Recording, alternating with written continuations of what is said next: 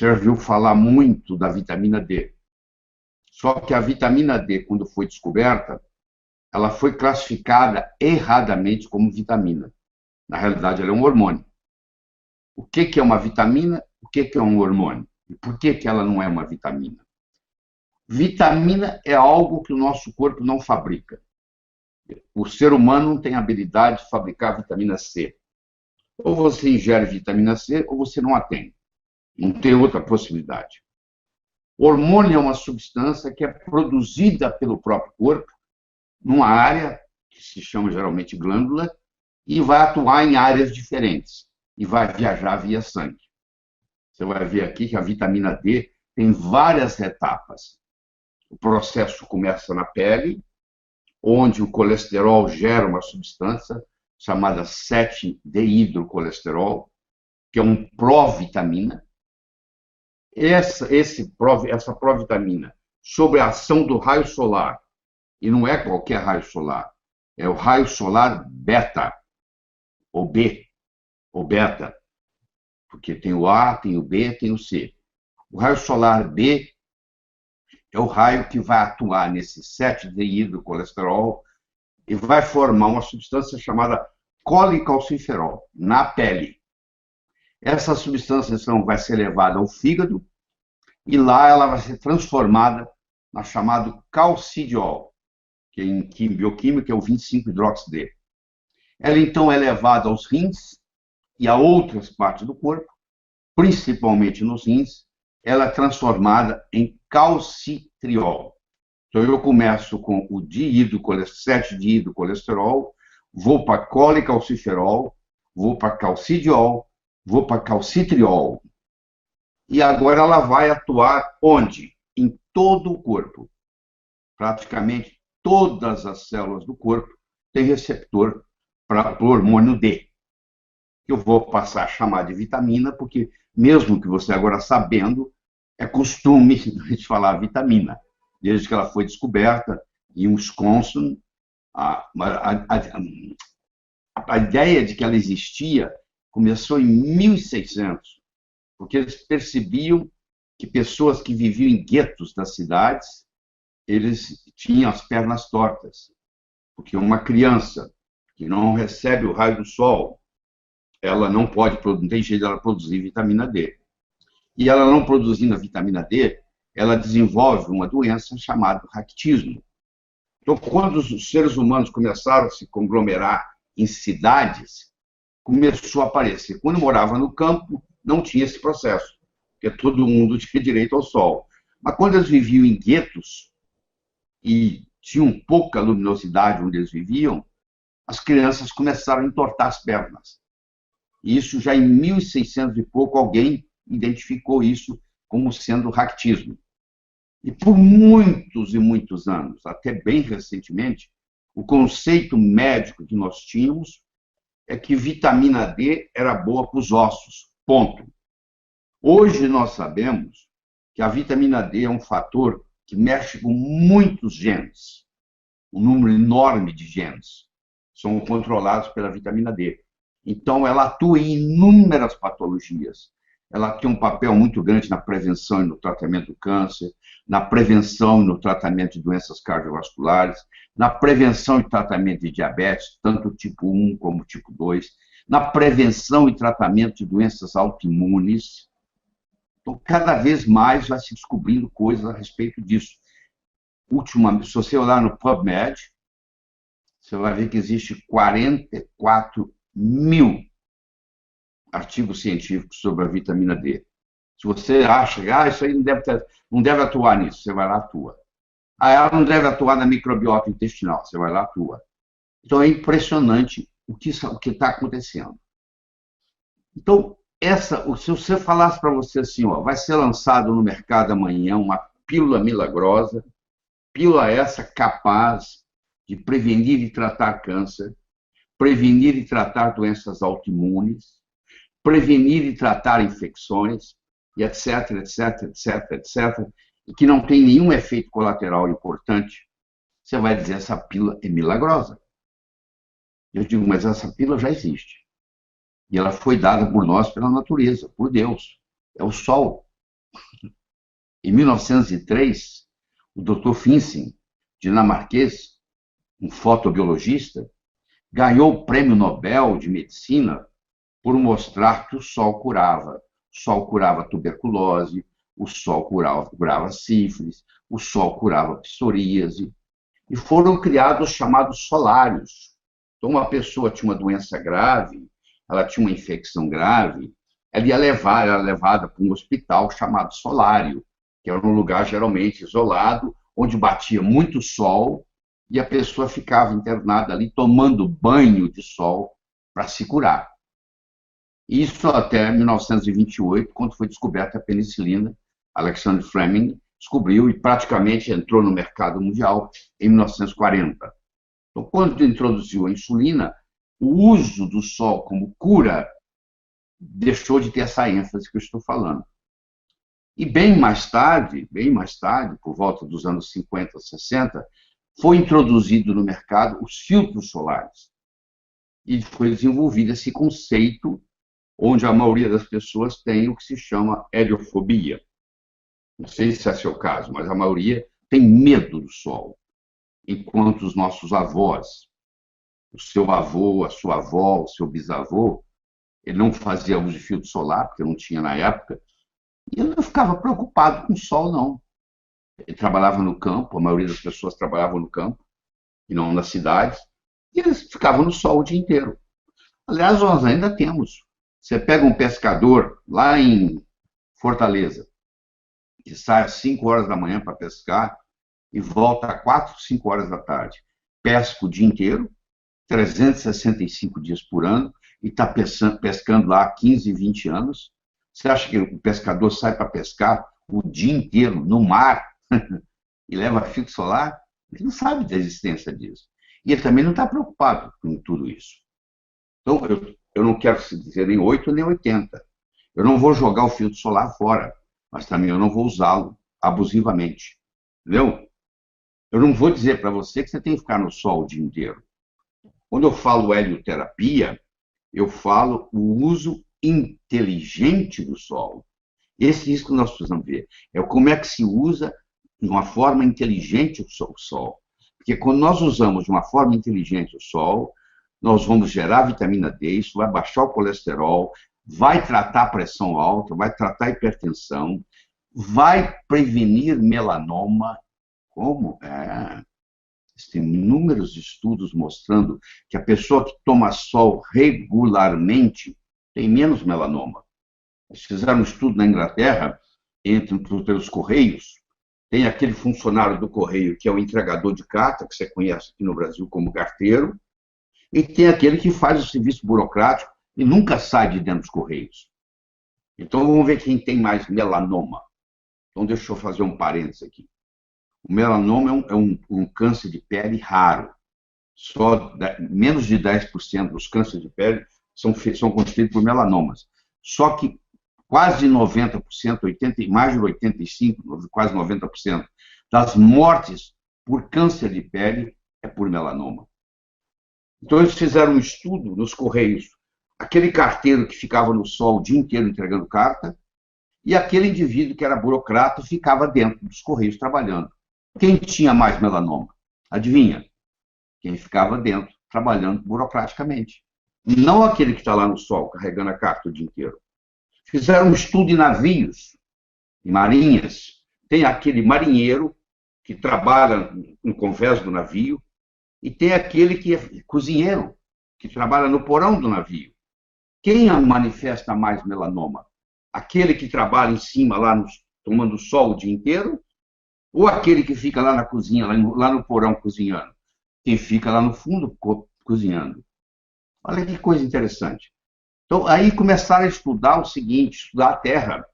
Onde tem mais câncer, onde tem menos câncer, onde tem mais doença, onde tem menos doença. Então, como você sabe, a Terra é redonda.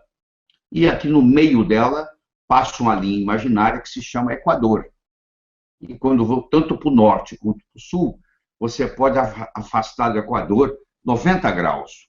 Aqui está o Polo Norte, aqui está o Polo Sul. Então, 90 graus. Então, aqui tem 0, 10, 20, 30, 40, até 90. Menos 10, menos 20, até 90. Quanto mais você se afasta do Equador, menos sol existe, porque o sol bate de uma forma inclinada, até chegar lá no Polo Norte ou até chegar lá no Polo Sul. E quanto mais se afasta do Equador, mais câncer existe, inclusive melanomas. Ou seja, quanto menos sol eu tomo, mais doenças eu tenho. Mais pressão alta, mais colesterol alto, mais diabetes, mais o chamado SAD, SAD, que é a doença afetiva sazonal, que é a pessoa que entra, por exemplo, na Suécia, na Noruega, na Dinamarca, durante o inverno, a pessoa entra em depressão profunda, tem que ser tratada com luz artificial, por causa da falta da vitamina D. E por que você gripa na época do inverno? Você já parou para perguntar por que a maioria das vezes você gripa no inverno? A principal razão que você gripa no inverno, claro que as pessoas às vezes se juntam mais, facilita a propagação da virose. Mas a principal razão é que a produção da vitamina D oscila com a estação do ano. Quando você está no inverno, com a mudança do ângulo da Terra, você não produz a mesma quantidade de vitamina D3 que você produz quando está no pico do verão. Qual mês que você nasceu? Faz uma diferença muito grande, porque se a maior parte do período que você ficou no útero da sua mãe era um período de sol, de verão, você nasceu com mais saúde do que se a maior parte do tempo que você passou no útero da sua mãe era a época de inverno. Então, eles fizeram, por exemplo, pacientes que com 30 anos de idade desenvolveram esclerose múltipla. Fizeram um estudo retrospectivo para ver que mês que tinha nascido, isso nos Estados Unidos. E lá o mês, aqueles que nasceram no mês de maio, no caso lá, que quando é inverno aqui é verão lá e vice-versa, né? Você entende por que no Natal aqui é calor e em Nova York é frio, já que lá é terra, aqui também é terra.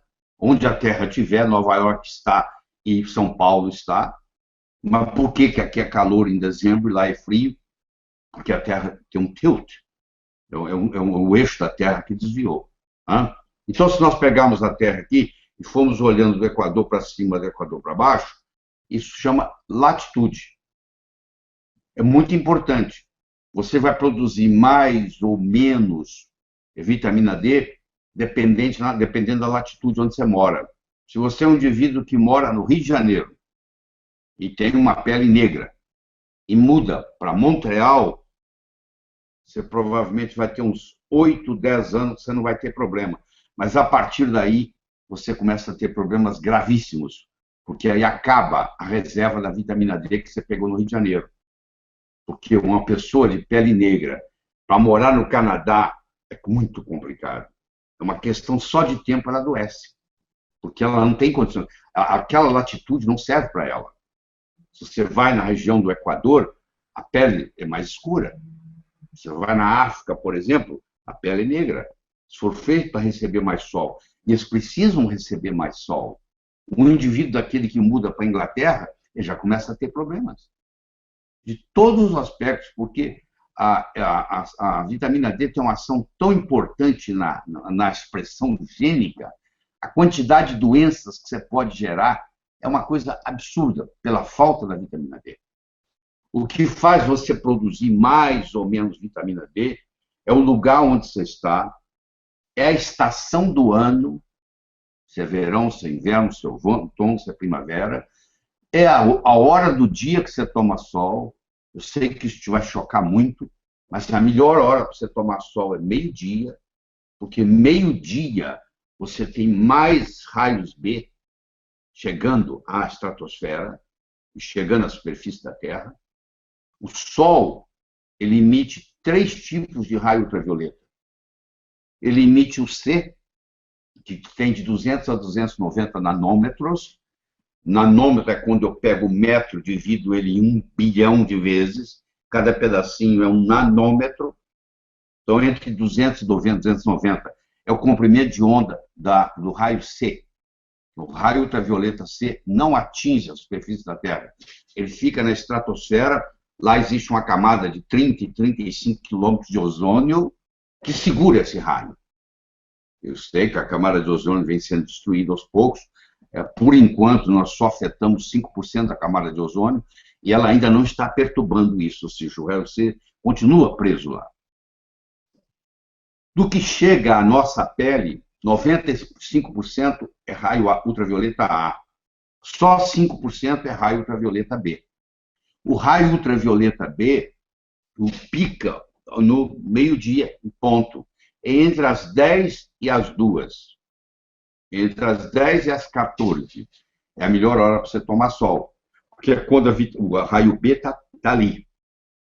O raio A, ele está o dia inteiro. Então, se você for na praia às 5 horas da tarde, você pega o raio A.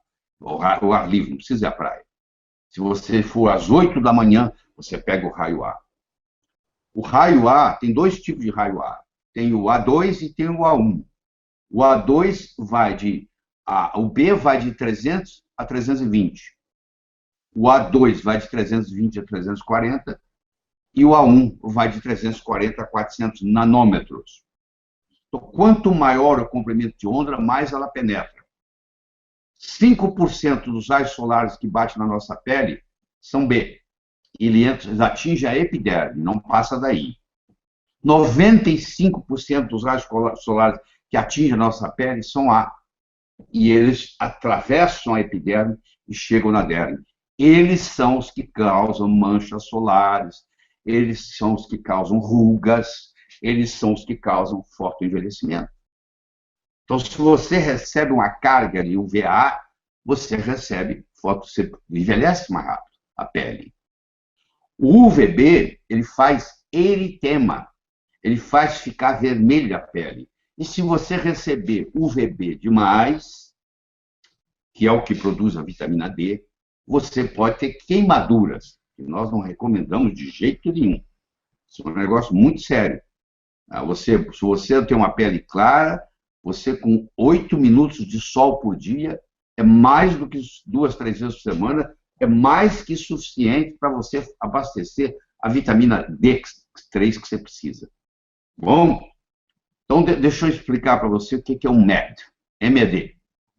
Um MED é o seguinte, se você chegar no pico do verão, na sua cidade, onde você mora, se você mora num prédio, numa casa, você vai lá para o telhado, lá para o terraço, meio-dia em ponto, com um cronômetro na mão, e você vai ver quanto tempo você leva ao meio-dia, no pico do verão, para sua pele começar a ficar vermelha, começar a ter eritema, não queimar, ficar vermelha.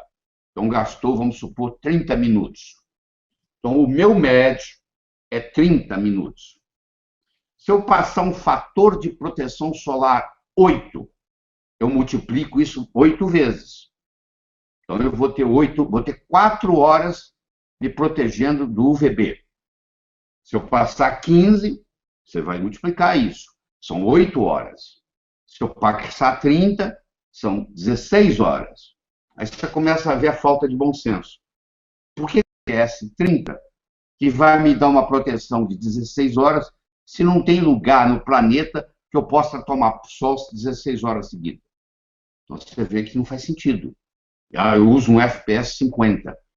Se não tivesse nenhum problema, tudo bem. Mas os filtros solares são feitos de produtos químicos. E existem produtos químicos que já foram abolidos na Europa, já foram abolidos no Japão, já foram abolidos nos Estados Unidos e continuam comercializados no Brasil. Um deles é o MBC, 4-MBC. Esse 4-MBC, ele é um produto que tem estrogenicidade. Ele entra no seu corpo, ele é absorvido e ele funciona como hormônio feminino. Isso pode causar problemas. E se você sobrecarrega nesse filtro solar, mesmo debaixo da maquiagem, no caso da mulher, que nem vai tomar sol, porque o carro está parado na garagem, você entra no seu carro, dirige para o seu trabalho, fica lá o dia inteiro e volta à noite, você não tomou sol nenhum, a lâmpada não tem UVB, a não ser que você compre uma lâmpada UVB. Isso existe no mercado, mas não é essa lâmpada fluorescente que você tem aí em você. São lâmpadas especiais, caríssimas, elas custam nos Estados Unidos por volta de $300, R$ 1.200, você compra um UVB. pessoas que têm depressão durante o inverno, elas são tratadas com UVB. Então, é a chamada light therapy, terapia da luz, onde elas recebem essa radiação. Então, o MED é isso. Só que quando eu quero proteger o filtro solar, um filtro solar, eu estou preocupado também em proteger contra o UVA. Porque o UVA, ele penetra mais profundamente, ele envelhece a pele, ele causa rugas. Só que a maioria dos filtros solares brasileiros não tem um largo espectro. Eles não protegem também o UVA. Eu vim falando nisso tem 15 anos. E todo mundo achava que eu era louco no começo. Está na literatura. Eu só vou lá e busco a informação. Então, se você comprar 10 filtros solares ali na esquina, na sua drogaria aí da esquina, você vai ver que provavelmente todos os 10 ou 9 deles não têm a proteção UVA. Porque quando um filtro solar tem a proteção UVA, ele tem o PPD. O PPD é o parâmetro que determina quanto de proteção tem de UVA. Então, a regra internacional é o seguinte: se você tem um FPS de 30, você tem que ter pelo menos um terço, 10 de PPD. Então, eu tenho que ter o FPS e o PPD. Você não pode se preocupar só com o FPS. Você tem que se preocupar também com o PPD. Então, o FPS, vamos supor um FPS de 8. Aqueles 30 minutos que você gastou lá para começar a ficar vermelho, agora você vai multiplicar por 8, são 4 horas. Isso vai permitir você ficar 4 horas no sol sem ficar vermelho. Só que ele bloqueia 97,5% da sua produção de vitamina D. Você tem que ver se vale a pena. Eu não estou dizendo que você é para ir para a praia e se torrar. Não, não é isso não. Eu estou dizendo que você tem que ir sem filtro solar, deixar os seus 8, 10, 12 minutos, o que for, dependendo da cor da sua pele. O Dr. Thomas Fitzpatrick, professor de Harvard, dermatologista, em 1975, ele criou a escala de Fitzpatrick, que é 1, 2, 3, 4, 5, 6. Você tem o 1, é aquela pessoa bem clara, bem branquinha, de olho azul. Ela nunca bronzeia, ela queima. Ela vai para o sol, ela queima, ela não bronzeia. E você tem o 1, o 2, o 3, o 4, o 5, o 6. O 6 é aquele que bronzeia, mas não queima. Você não vai ver um indivíduo com pele negra com queimadura de sol. Isso não existe. Ele pode ficar 10 vezes mais de tempo lá do que o que ficou 1. Ele vai bronzear mais ainda, mas ele não vai queimar. Então, o Fitzpatrick mostrou que a produção da vitamina D depende muito da sua pele, depende da estação do ano, depende de onde você mora, qual é a latitude, depende da sua idade, porque à medida que você envelhece, você vai diminuindo a sua produção de vitamina D. Um indivíduo de 70 anos, comparado com um indivíduo de 20, um indivíduo de 20, tomando o mesmo sol que um indivíduo de 70, ele produz 4 vezes mais vitamina D. Não só porque a pessoa idosa tem menos 7-deidroxicolesterol na pele, como a pessoa idosa vai perdendo a 1-alfa-hidroxilase, que é a enzima que transforma o 25-hidroxid-D, que é o calcidiol, em 1,25-hidroxid-D, que é o calcitriol. Isso dá predominantemente no rim. Acreditava-se antigamente que isso só acontecia no rim. Hoje nós sabemos que isso ocorre no corpo inteiro, mas predominantemente no rim. Então, como nós fugimos do sol, nós temos heliofobia, nós não sabemos usar o sol de uma forma inteligente, e além disso, nós passamos filtros solares, que na maioria das vezes, bloqueia o UVB e não deixa produzir a vitamina D, e não bloqueia o UVA. Então, apesar de nós vivermos num país tropical como o Brasil, se você fizer análise do sangue, que hoje o SUS faz, do 25-hidroxid-D, você vai perceber que mais de 80% a 90% dos brasileiros têm deficiência de vitamina D. Isso causa uma série de consequências.